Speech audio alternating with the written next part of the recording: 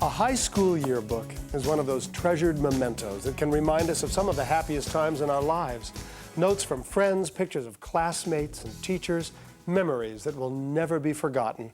For one young student in Granada Hills, California, the experience of high school holds a very special memory. It was here that she became part of a miracle that would change her family's life forever and close the book on a 35-year-old mystery.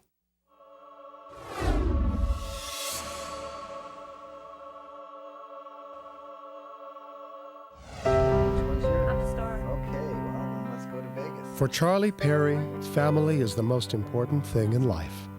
Your job can change, your residence can change, but you've always got your family. Family is who you depend on, who backs you up, who supports you. Charlie learned the importance of family the hard way.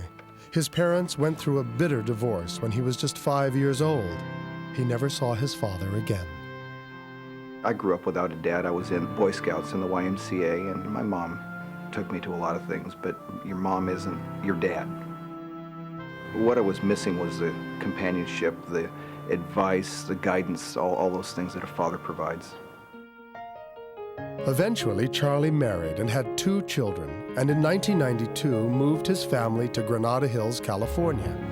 Having children of his own only increased Charlie's sense of paternal loss. His teenage daughter, Heather, felt the loss as well. Dad never had a dad to look up to, and I'm lucky that I have one. And I always wondered where he was and what he looked like, but I never really asked any questions because I knew no one really had any answers. Although Charlie sometimes thought about trying to find his missing father, he was certain that nothing could bring him back. But he was wrong.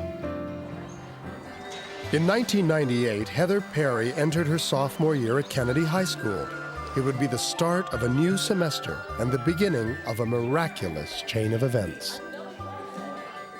Heather was a member of the school's marching band, conducted by Dave Taucus. Keep the fingers curved. I see Heather on a daily basis during the week, and she sits about 3 feet away from me when I'm directing. So it's easy to spot her.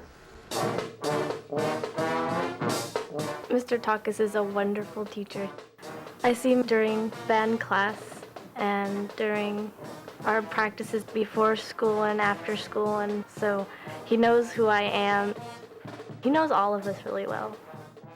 He's even like our dad because we spend a lot of time with him. No problem. Cool. And then one day, between classes, a security guard named Chuck stopped by on his rounds. Hey, Chuck. He and I got to talking, and I found out his last name is Perry. And it was amazing to me that there was a Perry in my band room. No, I can see that, yeah. Besides the name, Dave was struck by the facial similarities between Chuck and his student Heather. They have a resemblance in their eyes. This portion of their face right here, it seems very, very familiar to me and very distinctive between the two of them. You wouldn't happen to have a daughter that goes to school here, would you? No, I don't have any daughter here. He says, you know, so I have a student girl in my band. He says it could pass for your daughter. There's an awful lot of similarities here. Well, Chuck explained that he had been happily married for 32 years and didn't have any children. And Perry wasn't that unusual a name. But Dave persisted. Do you happen to know a Charles Perry or a Charlie Perry? I did. Been a long time. I had a son named Charlie Perry. Chuck finally revealed that he'd had a first marriage that ended badly and that he'd fathered 3 children. I used to think about those kids all the time. I wonder, where are they? How they doing? Are they alive? I tried to track them down. I got no help from anybody. And so finally I figured, for some reason, I'm not supposed to be part of their life right now. But now a simple conversation with another man may have changed all that. Well, I got to get on my route, so I'll see you later, Dave. All right. Dave left it in Chuck's hands whether or not to contact Charles Perry. It would not be an easy decision.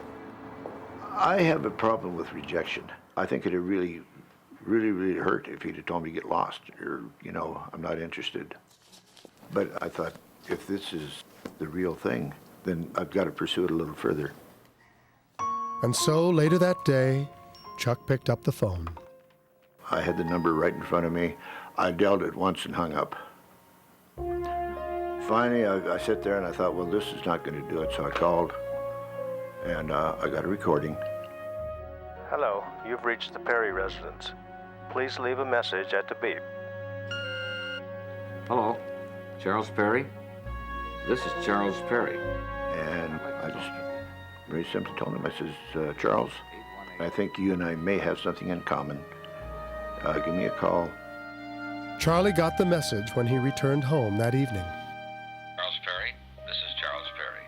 I didn't recognize the voice, but something inside just told me I knew who it was. He returned the call almost immediately, unsure of what to say to the man on the other end of the line. Hello, may I please speak with Charles Perry? I think apprehensive would have been the best way to describe how I felt at first. I'm returning your phone call. I didn't want to get hurt myself. I didn't want to hurt my family. So I was very cautious at first. May I ask you a few questions, please?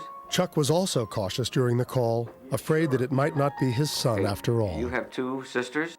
I asked him questions and he asked me questions, and everything was answered correctly.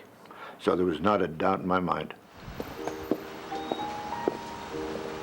The two men arranged to meet for lunch the next day. It was March 15th, 1999. It would be the first time that father and son had seen each other in 35 years. Thought about this for a long time. Yeah, it's been a while. It was an awkward moment, broken only when Chuck pulled a well-preserved set of snapshots from his pocket. I had nothing to look at but these photographs of you kids.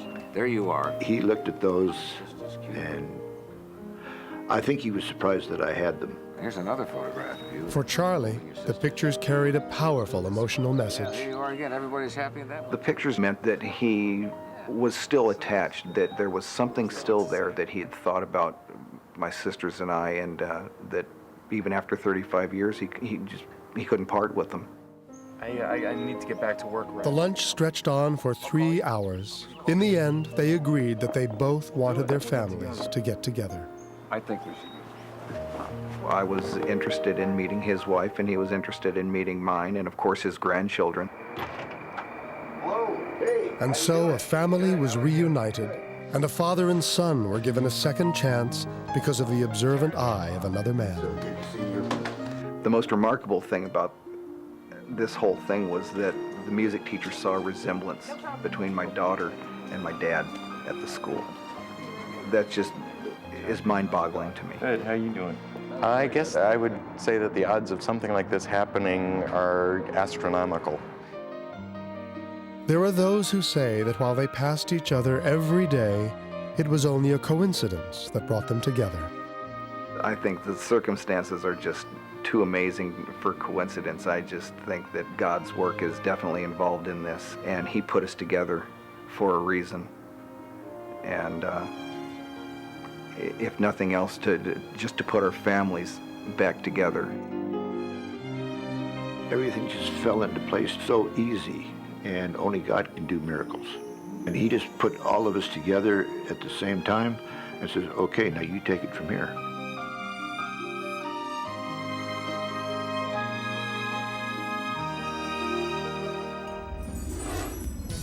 When we last spoke to the Perrys, Chuck and Charlie were continuing to work on their new relationship.